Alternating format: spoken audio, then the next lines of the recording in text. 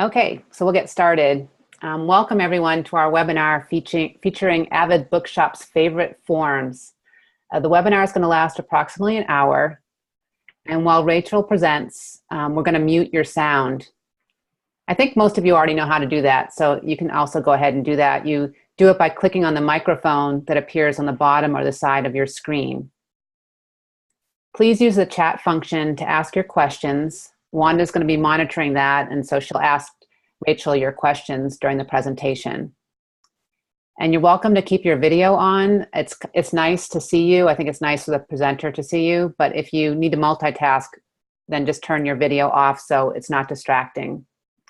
You can do that by choosing the Stop Video button, which is located usually close to the microphone, the mute option. So now I'm going to introduce Rachel. Rachel Watkins served as Avid Bookshop's first events director from 2011 to 2017. She then transitioned to communications director. In this role, she provides human resources, community outreach, and public relations support. Born and raised in Mississippi, she came to Athens, Georgia for graduate work in the 1990s. After 10 years in Monterey, California, she moved home to Athens in 2005. Okay, over to you, Rachel. Okay, sharing my screen. Let's see. Okay, everybody see? A big blue blank screen. How's that? Mm-hmm, yes. All right, great. Hold on.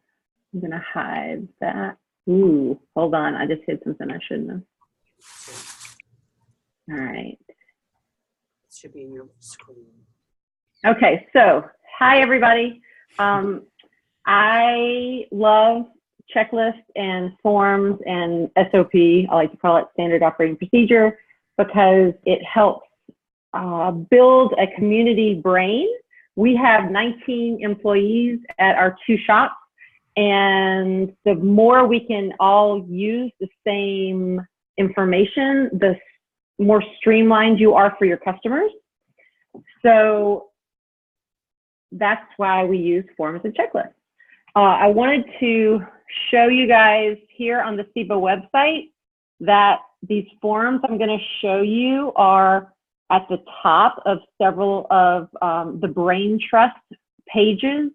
So right here, you can see under business resources, the top two are Avid. So everything I'm going to show you, you can download. And the only reason we have these great SOP procedures is because wonderful bookshops like Elliott Bay, Parnassus, Malaprop, Cavalier House, they shared with us and said, use it for what you want. And so that's what I want you to do, is use whatever you can from this and be a better bookstore. And if you improve my form, you should let me know so I can fix ours. And if you have any trouble duplicating these forms, feel free to contact me directly. My email is right here, rachel@avidbookshop.com. So the three reasons why I think you should use forms and checklists and documents that I'm going to show you is, one is to hold your staff accountable. It's super helpful for new staff members to see what to do. It's also good for staff members who don't work the floor that often. They might work during holiday season and they've forgotten what you do on a closing shift. So we use them for those reasons. And it's also good when staff leave to transfer the knowledge, because I'm sure you have staff that come in and maybe they come in and out if they're college kids. So that's helpful. We're going to talk about 7 different forms today. I'm just going to go through them one by one.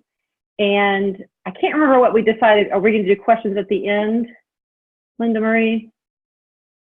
Uh-oh, you're muted.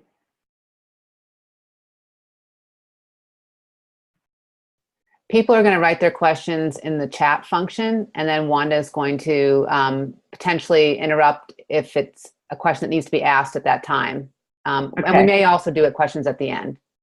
Okay. Right now, I don't really see the chat bar. I think I have hidden it somehow. So y'all may want to like flag me down. Okay, it'll open when you're included. Awesome. Okay. All right. So the first form we're going to look at is the daily checklist. And I've got it up on the screen, and I want to make it a little bigger. Let's see. Can y'all see that pretty well? So it's one page for every day. And you see there's opening shift down at the bottom. There's closing shift, bottom left.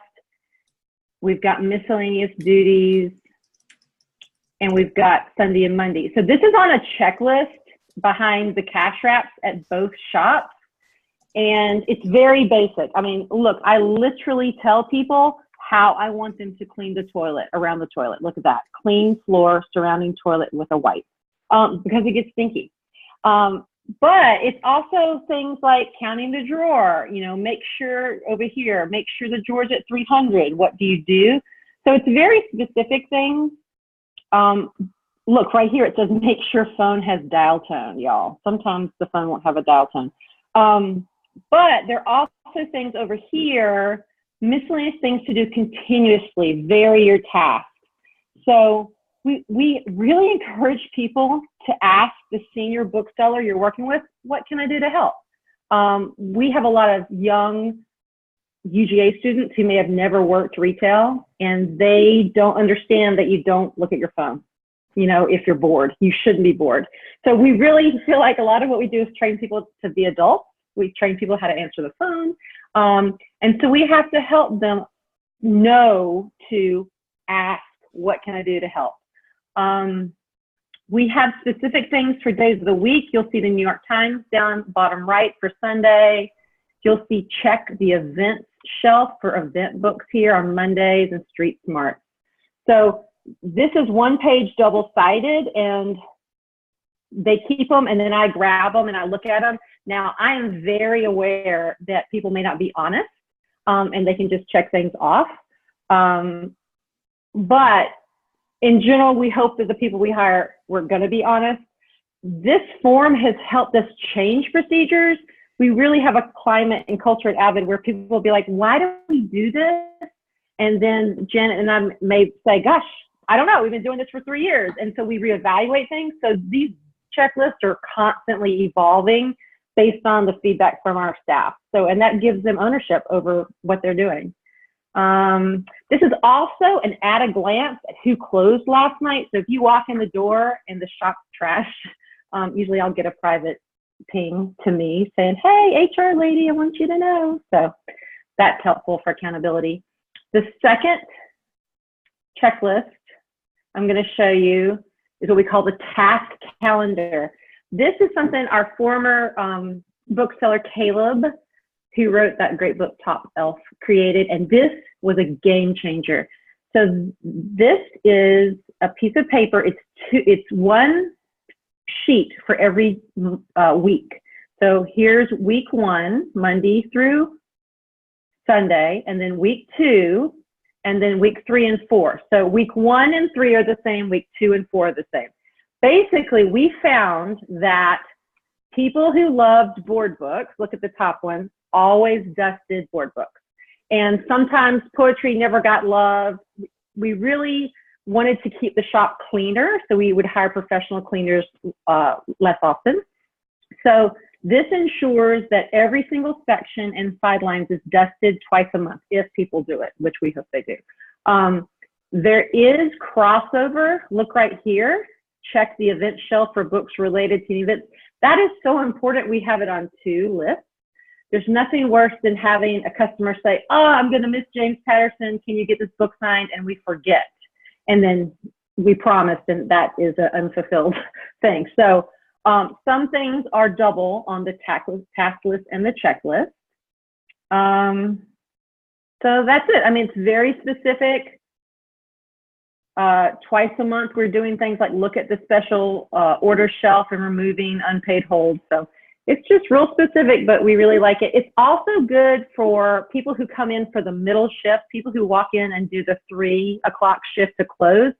It gets them on the floor. You know, let's say they walked in and whatever kind of day they were having, they can look at this and go, oh, I need to go alphabetize, and it helps get them on the floor. And that generates, y'all know, if you get people on the floor, it generates people walking in the door. So it's that magic woo-woo karma that happens. The next form is going to be found under authors, I believe, on the Brain Trust. And it's this in-shop checklist. So the first thing I want to show you is our speech. So we all hire booksellers that we hope are comfortable being the avid host for events. I always tell people it's like a sandwich. The avid bookseller who is working the event has to open the event, greet everybody, the event happens, and then they close the event, and it's like two pieces of a sandwich. Don't you hate it when you're at an event and all of a sudden the speaker stops speaking and nobody moves and no one knows it's over? So we give our booksellers an exact script, and it's here at the bottom of our in-shop checklist. And something that's important about this is we all work in retail. So sometimes people are a little uncomfortable saying, hey, you got to buy something. Well, we spell it out here, and we say the only way you can have a bookshop is if you guys shop here. And so this line here, we ask that if you do not purchase anything from Avid tonight, and then I normally glance at the author and say, you really should buy the book tonight. Remember when you're buying a birthday card or whatever. So this speech is awkward for some of our employees, and they get over it because they got to do it. And it really sets the tone for your retail event.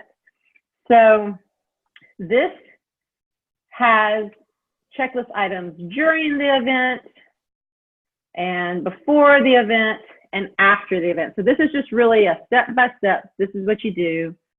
And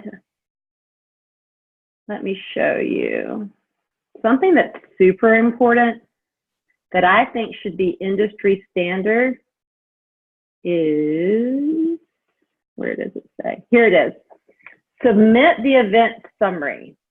So this is something we've been doing for a few years, and I'm really proud of it. So we have a Google form, it looks like this, that is saved on the desktop of every computer, and you open it up when you're working in an event. And it is a Google form, and it's on the Brain Trust, but it's not as pretty as this. So if you want me to send you a link that you can have, just email me. So there again, you're checking the SO shelf. Can you tell that sometimes we've messed stuff with that? You hold accountability. Who worked the event? Date, time. We get the snail mail. Every single author gets a handwritten thank you note, and we have to get the address. Count the people. These are all things publishers want to know. How many adults came? How many children came? We do the sales. How many books sold? We do the event books, then we also do lifetime sales. So all this is data that you need to do in the bookshop with the cash, the PO system. They take photos, but the most important thing is right here, y'all. So please write a few comments about the event. I mean, like, was the author rude? Did they have too much wine? Did the author's friends make a scene? Because I'm sure y'all have had that happen. So we want all the details. We don't want any corners cut, because once this form is submitted to the events person within a week writes a really pretty event summary, and we submit it to the publisher, the author, and we have a form. It has a picture of the bookshop, and we save it as a PDF. So it's this really pretty document that we give to the publisher, that we email to them. It has photos of the event. It has any coverage that we obtained in local publications. And then it also has this nice paragraph saying, thank you for sending James Patterson. Let me tell you what happened when his unruly cousins came to the event. I mean, we have had an author who promoted an event at our shop, who on Facebook talked about how she bought ingredients for her cooking demo on Amazon. And we were just like, oh, that feels awkward. That's really kind of yucky. And so we mentioned it and said, maybe this author didn't understand, but that wasn't exactly a great thing to do for an indie bookshop promotion. So we're really honest with the publisher. They need to know if their author is not a very nice person when they visit, because they're paying for that tour. So the last thing on this form is, I love to collect data. We have a Google document that people, it's right up here, that our booksellers, we input everyone who ever visits. So I don't know if you could see at the bottom of this form, but there's a tab for poetry, for graphic novels. And so in 10 years, when we're 17 years old, we'll have a list of every author that ever came. It's super easy just to fill it out. So maybe that shows you how crazy I am with data. The next form is off-site sales. So it's very similar to the in-shop, but we do a lot of off-sites and they're super stressful. They can be, because you may not have Wi-Fi, you don't know what the extension cord situation is. And so we have tried to put everything on here so that the bookseller can feel confident. The differences in this form, offsite and in-shop, are really about the venue and having to bring a cash box there. So like here are all the things they've got to bring. They've got to bring the laptop. They've got to bring the barcode scanner. They need to bring the tablecloth. So it's just step by step what they should bring. How to log into Square. Oops, don't look at that and log in for us. So all those kinds of things need to be in one spot. And we print this out and we put it in the events box for them to grab. So that's the off-site checklist. Okay, I'm going faster than I should. I should slow down. So the last two things I want to share with you are our consignment. And I have to give big props to John Cavalier at Cavalier House, because this consignment whole program is 90% based on what John does. And John was great. He was like, here, take it. It's great. And we took it and made it our own. So we have started being more selective with our authors that we carry in the shop on consignment. It's probably the same at your store. We tend to lose money on these most of them self-published books. And particularly when an author just wants to throw us the book and doesn't do anything to promote it. So we set up this rather intense consignment application. It is super long. It talks about what we'll do. We give them a 50-50 split. Look, it says if your book doesn't sell, we can unstock it after 3 months. Y'all, I mean, they agree to this. Sometimes they don't even read it. And we have to say, look, you agreed that we could give these back to you. We say we're not responsible for lost or stolen. You know how that happens. And then this is super important. We make them leave us a copy to review and just look at it, because if it doesn't have the title on the side, is it really going to sell? So we have all these very, expressive, extensive things. Are there copy editing errors? Does it look bad? And that way we can say, no, I'm sorry, this is not a good fit. So that list is really important. And then I want to show you at the end of the consignment application here is a questionnaire. I'm getting to it. For the author. And I have found that really legit, wonderful authors fill this out in a way that you're like, wow, I want to carry this book. If they don't even want to take the time to tell me who they compare themselves to, then why should I spend my bookshop money and carry this book? So I send this form to the people, and then they submit it back completed with their book, and then we review it. So I will say, since we've started doing this, probably only 40% fill this out. So it has cut down significantly on our consignment application, people wanting to carry the book. And guess what? That's okay. I mean, we still want to be friendly to small authors, but our library has started doing events with small local authors, and we try to push them to the library to have a big event all together. So it's that fine line, because your bookstore, you want to be friendly to new emerging authors, but oftentimes in our experience, it's a create space book. They don't even know about IndieBound. And so I'm kind of being a missionary talking to them about how to sell their book. So here is the consignment agreement. It's a 1-page simple document, and we have these printed out at the store, and the bookseller on duty fills it out. They fill out and put their name right there for Avid Bookshop, and the 50-50 split is right there. We only pay via PayPal, except for some really elderly authors that we love and want to support. And we pay quarterly in general. So that's 7 forms. I flew through my time. Let's see. I'm trying to open the chat. Rachel? Uh-huh. Do you allow create space books on consignment is the question. We do. We do not specify that they can't. So yeah, we don't have a policy against them. And honestly, Amazon has so many different publishing titles now that they don't even say create space, and they are. So. And is most of the consignment application done via email, or do you have one person in charge of consignment, accepting books, tracking sales, etc.? It is mostly via email, but they have to ship us or drop off that book, you know, for the review. And yes, one person, I'm the person that is the curator of consignment. And that way, like my young booksellers, they don't want to be in that position, so they let me play the heavy. And I'm happy to do that. How do you manage to collect 50% of the price of the book? Well, like the math may not come out really great. So let's say the book is $15 and we sell it. So they bring us the book. They want to sell it for $15.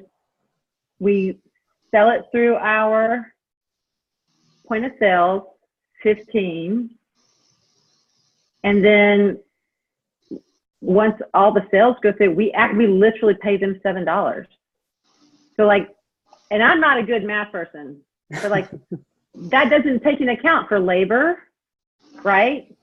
And they're still mad at us. They think 50% is not enough. Did that answer your question? Most authors tell me their cost is higher than 50%. Oh, I'm sure it is. I'm sure it is. But I don't know. I mean, I can't stand consignment. It's just, unless they're just a really great beloved author. And sometimes that will be the case. Like if they can bring the audience, and part of it is for those consignment questions, they say, can you guarantee that 20 people are going to come to your event? And if they cannot guarantee, we don't have them come. Now, can we unmute folks and talk now? Yeah, I'll unmute people. Okay. Okay, so I see what Linda Marie's saying. Well, I think we can't talk about coming to an agreement together. Okay. We can talk about whatever we want. Huh? I can hear it all the way up. What we cannot talk about is here's what we're all going to do. Gotcha. So I can say this is what we do. Right. Yeah. So that's what we do at Avid. Gotcha. Okay. What else? Any other questions? So everyone's unmuted now. If you're making distracting noises, I'm going to ask Linda Marie to mute you just because it's loud. We can't hear each other. But otherwise, just feel free to talk and ask your questions. I'm not sure who's making that sound. It's Hortons. Oh. I've got them muted. Oh, I can't get my big window back up, so I don't know why I can't. I'm trying to figure it out. And we have that too. Yeah. Yeah, we've actually switched to a rental system. They pay us $5 per book, and they get, we just take a handling fee because they don't sell, they drive us mad. We just gave up. We just get the money up front from them. So yeah, will you tell me again what you do? Do you kind of rent space on your bookshelf? Yeah, it's $5 per book, which can add up. Is it $5 per copy? Like if they want you to carry 10 copies, it's 50 books. Okay, $50. Yep. Got it. Yep. There's a little bit of leeway. We did some CDs for, they counted as 2 of them counted per 1 copy of a book. And then we just charge like a $5 handling fee, or a 5% handling fee, and they just get everything else, which makes a little less yelling, but. So do you run it through your POS system or not?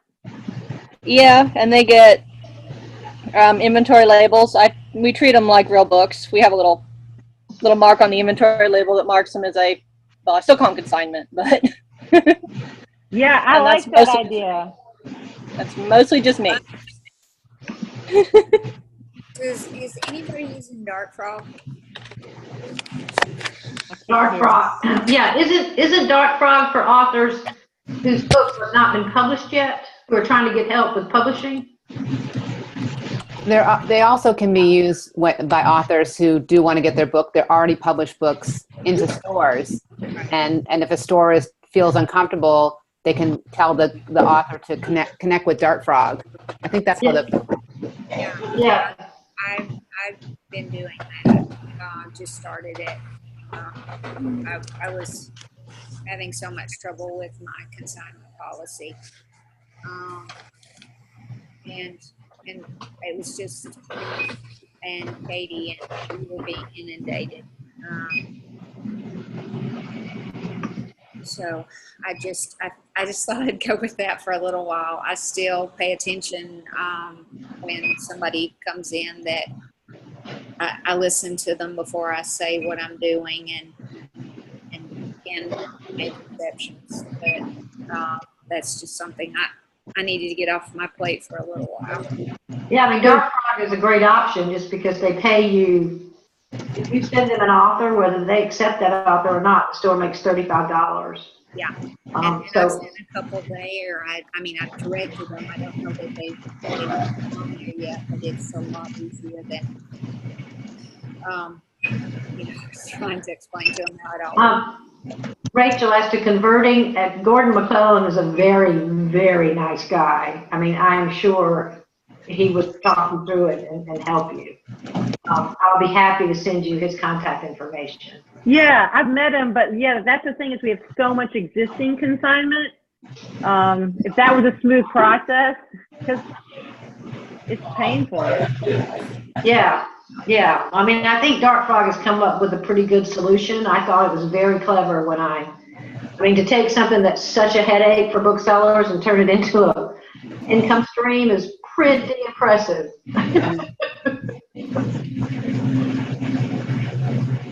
Wanda, what are you saying? You had a term? Dart Frog.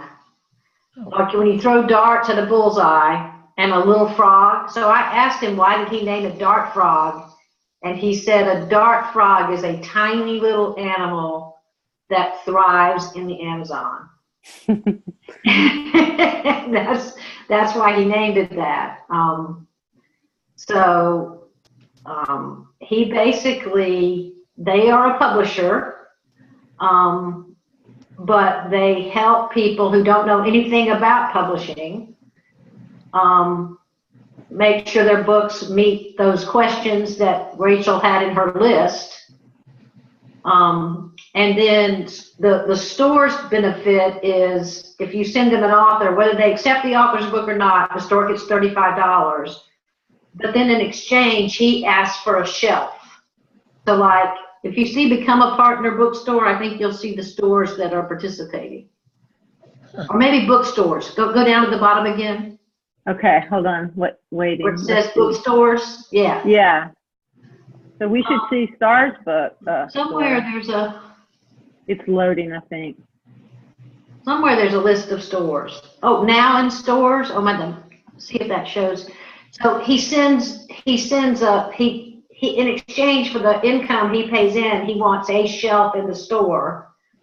that 20 independent, okay, so there they are. And then they send a box of books and they ask you to display them. Oh, I see. Dark Frog approved. Yes. Right. Yes.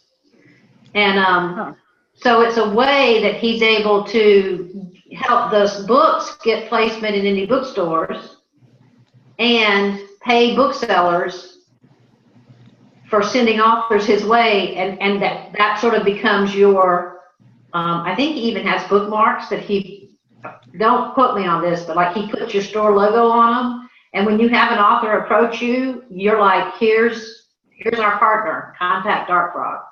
I don't know how he's making money. This is awesome. $35 a book? That's great. 35. Yeah, that's great. Yeah. Yeah.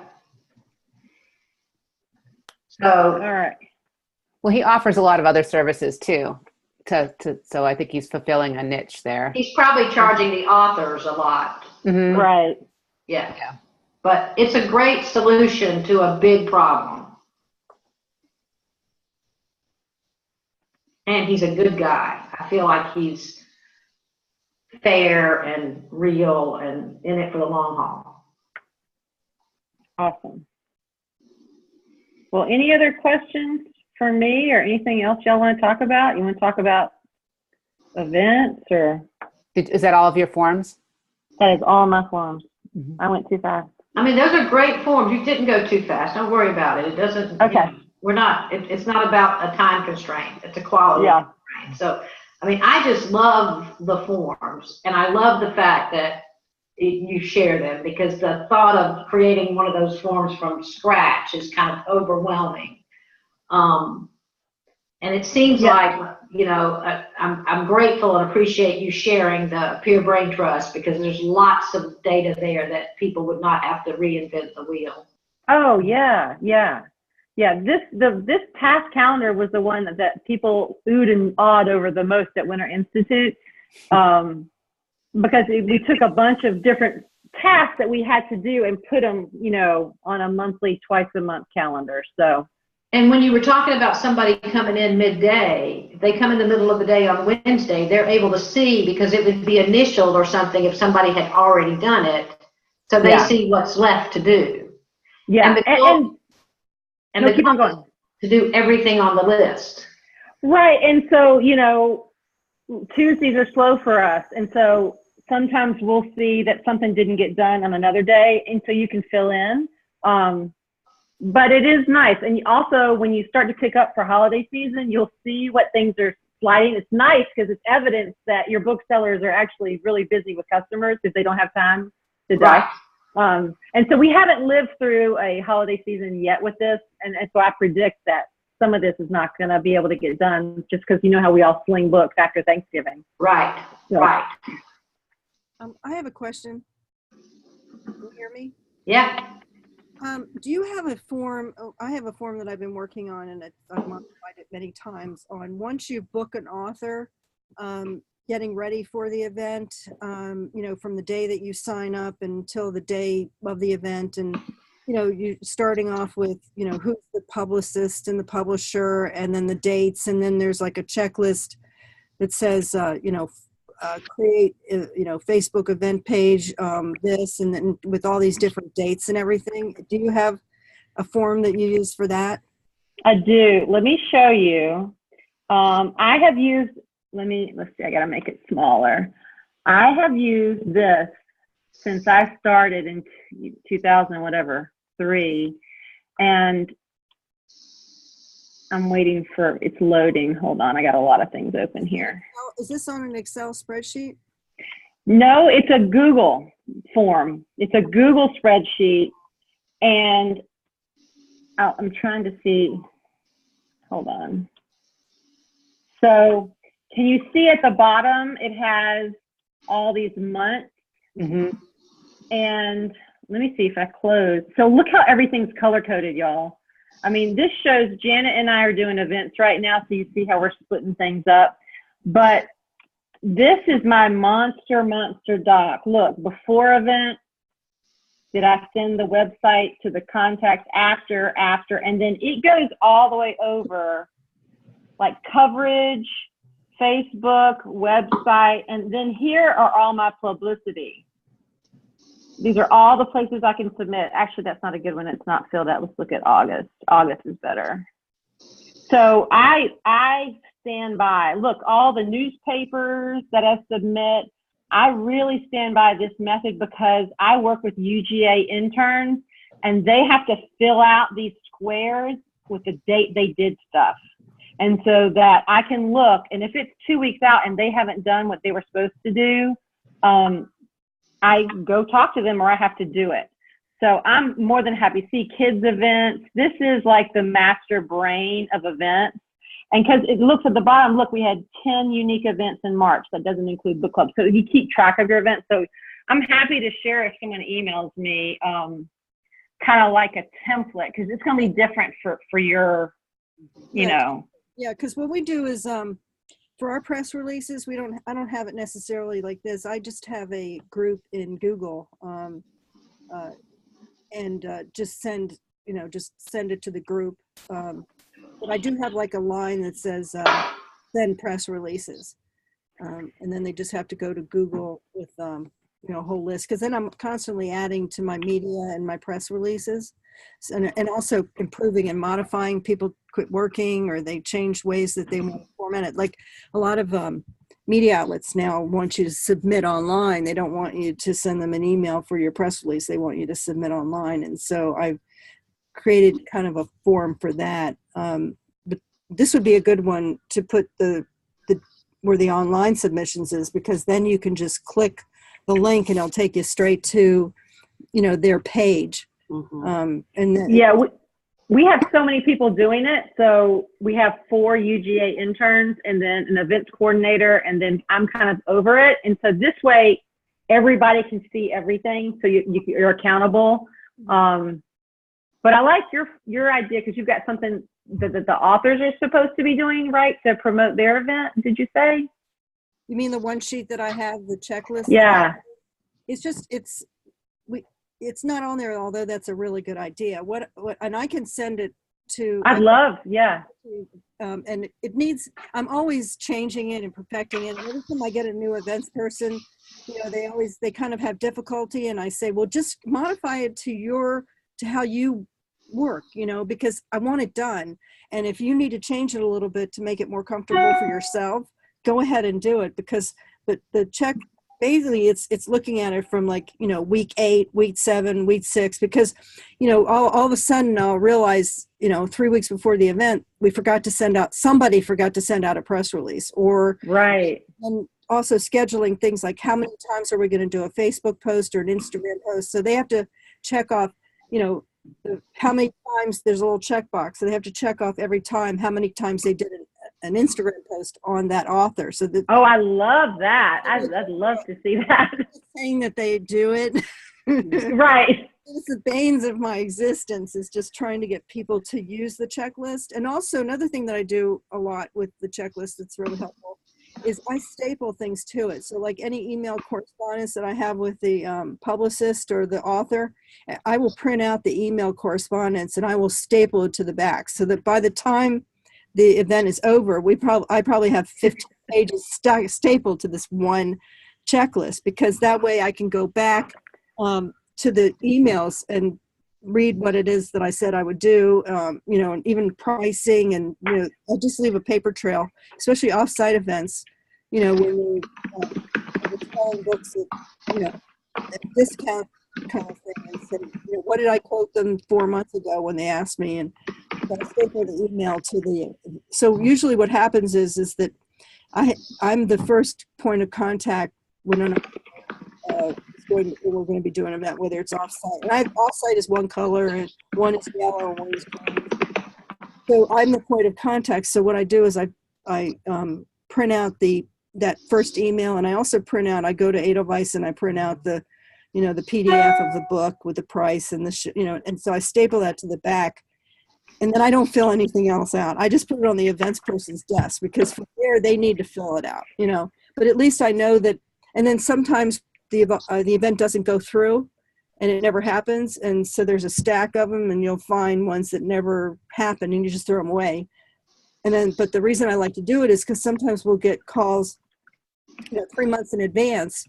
And then I forget who it was, when it was, what was the book, and now I don't want to search in my emails. So I just go looking for the green sheet. And the green sheet might be blank because nothing's happened over a 3-month period.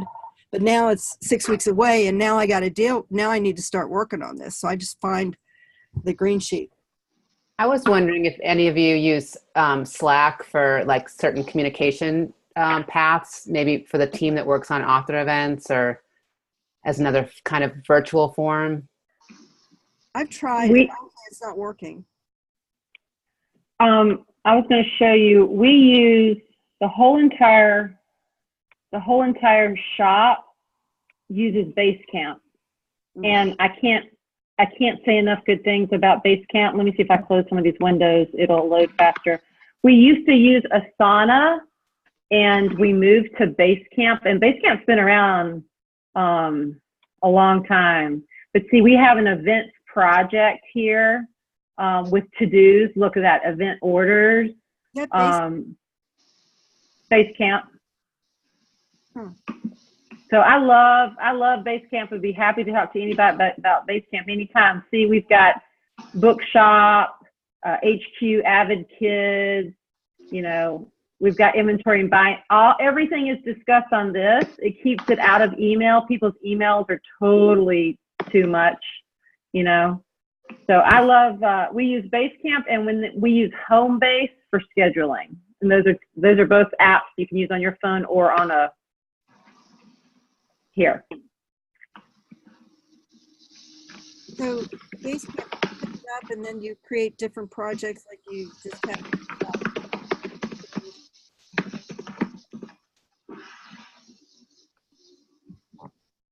That almost looked like my checklist.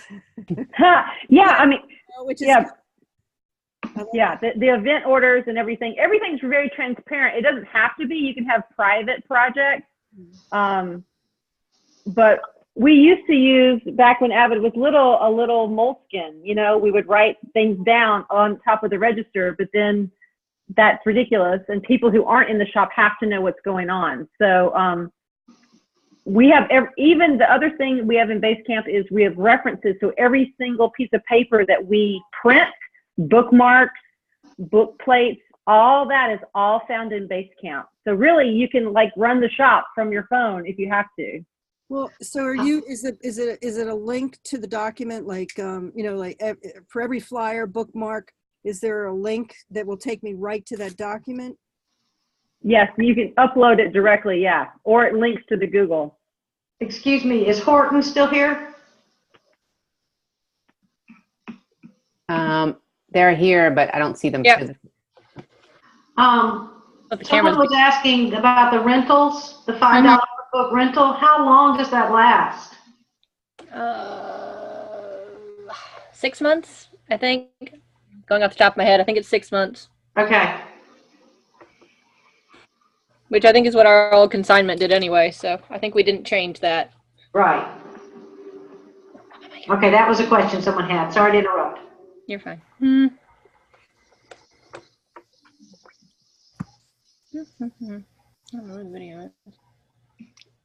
Okay, anything else, you guys? Well, these are great. I really appreciate it. Oh, sure. And so, yeah, if anybody wants to email me, here's my email. I finally have a legit Avid Bookshop email address. After 7 years, I'm really real. Yeah. And yeah, feel free to just share all these, all that you want. So I have a question. What is, now you're saying that you have an email. What have you been doing for 7 years? Were you a consultant? And then you came. No, I've been with Avid. I've been with Avid since they opened as the events person, but I was only part-time. And so I went full-time the day after the election. Was that 17? And so I worked as the events person for all those years. I'm the oldest person who works there, and I tend to be the mama. I order toilet paper and I change the air filter, but I also work HR and kind of help grow. And so I've always worked at Avid, but I'm also a former teacher and other things. So dream job. Well, she's lucky to have you too. Well, thank you. One thing, Sarah wanted to know where these forms are on the website. Let's see. Can I find them quickly? Do you have to log in order to see them? I think so, do you? It's in the Pure Brain Trust. I'm not sure if you do have to actually log in, but if you need help logging in, just let me know, and I'll help you find out if you've lost your password. Okay. Okay, and Rachel, I can email you about the events form. Oh, sure. Anybody email me about anything, and I'm happy to respond that way at rachel@avidbookshop.com. I'm happy to share. We have all of the forms in the Pure Brain Trust under working with authors, business resources, and working with events. Okay. Oh, you got it? Okay. They're already up there. Okay, good. Never mind. Here. What? I don't. Hey. Where? Are you looking at it now, Sarah? I see idea box. Let's see. Well, I'll talk to Linda Marie about that. Okay, I think you might have clicked through one time too many to get to the idea box. Member groups. Isn't it under booksellers tab? I can share my screen, I think, too. Let me see. Oh, yeah. Share your screen. I can stop sharing mine. Good luck, Linda Marie. All right, so I'm going to share my screen. That makes me feel so nervous right now. I'm so glad it's you and not me. Okay. So, can you see? Mm-hmm. Yep. Bookstores. Oh. Then Pure Brain Trust. I'm not going to click on Idea Box. I'm going to click on Pure Brain Trust. And then working with business resources. There's Avid's, 2 of theirs. And then working with authors, the consignment application and agreement. And then working with groups and events, their offsite event form and the in-shop event, and then your event summary. And some of your older forms are on here too. These are updated, the newest ones, so I might take those old ones off. Yeah, that'd be good. Thank you. Was that clear, Sarah? So I just went to bookstores. I got to bookstore in the Pure Brain Idea Box. So don't click on Idea Box, just click on Pure Brain Trust. Don't go over to that. Just go to Pure Brain Trust. And then you should got it. Good. Thanks. Yay, Linda Marie. Oh, let me turn my video. I've spent some time on that site.